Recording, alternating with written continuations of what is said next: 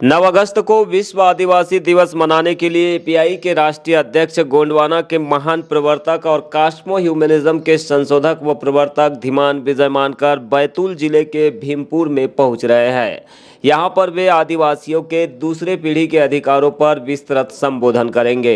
साथ ही सामाजिक लोगों से मुलाकात कर मध्य प्रदेश में आदिवासियों के अधिकारों के साथ हो रहे खिलवाड़ों पर विस्तृत चर्चा करेंगे। कार्यक्रम दोपहर 12 बजे से भीमपुर स्थित पुलिस ग्राउंड में शुरू हो जाएगा। इसे लेकर आदिवासी विकास संगठन के द्वारा व्यापक तैयारियां की जा रही है। विजय मानकर के बैतूल की धरा पर पहली बार आगमन से आदिवासी समाज में भारी उत्साह है। बैतूल जिले के अलावा अन्य जिलों से भी लोग इस कार्यक्रम में बड़ी संख्या में शामिल होने पहुंच रहे हैं। मंचीय कार्यक्रम से पूर्व सांस्कृतिक कार्यक्रम के माध्यम से एपीआई के राष्ट्रीय अध्यक्ष विजय मानकर का भव्य स्वागत भी आदिवासी संगठनों के द्वारा किया जाएगा। इसके पश्चात दोपहर 2 बजे से विजय मानकर के द्वारा जल जमीन जंगल के अधिकारों पर विस्तृत संबोधन किया जाएगा।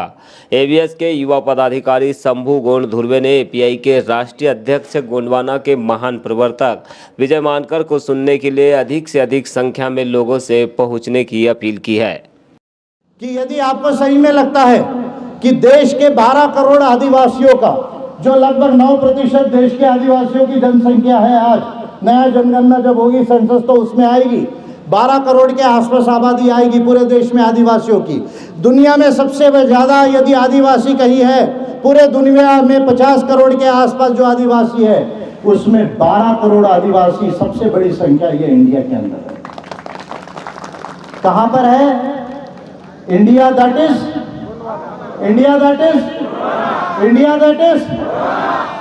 चलो, आपकी हिस्ट्री अच्छा हो रहा, कॉन्स्टिट्यूशन भी अच्छा हो रहा है, आप खुशी की बात है। नहीं तो इंडिया दैट इज भारत बोलोगे, ठीक है, अच्छी बात है।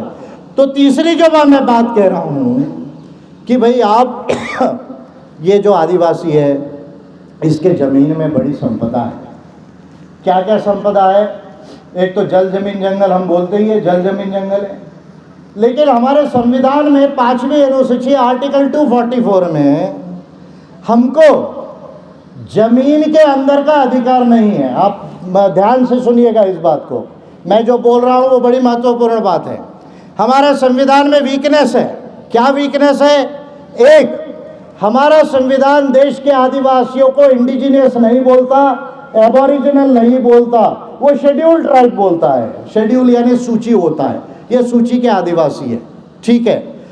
उनको संविधान एबोरिजिनल नहीं मानता, और ये 1949 से समस्या है, बात की नहीं है।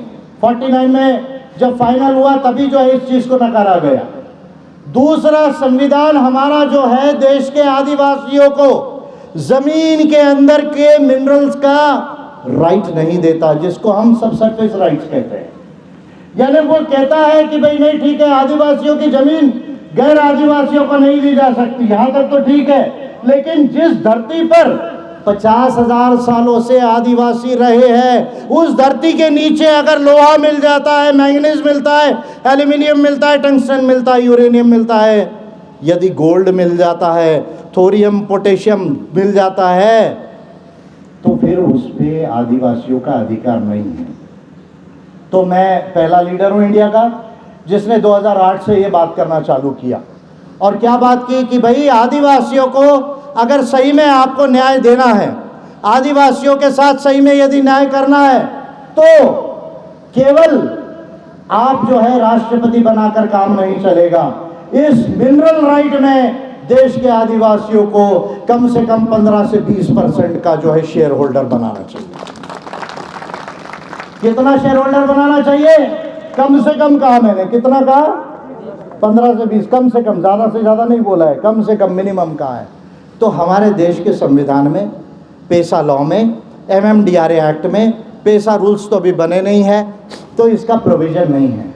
तो इसलिए मैं कह रहा हूँ कि राष्ट्रपति बनाना अच्छी बात है, लेकिन ये 3 काम करने की ज़रूरत है।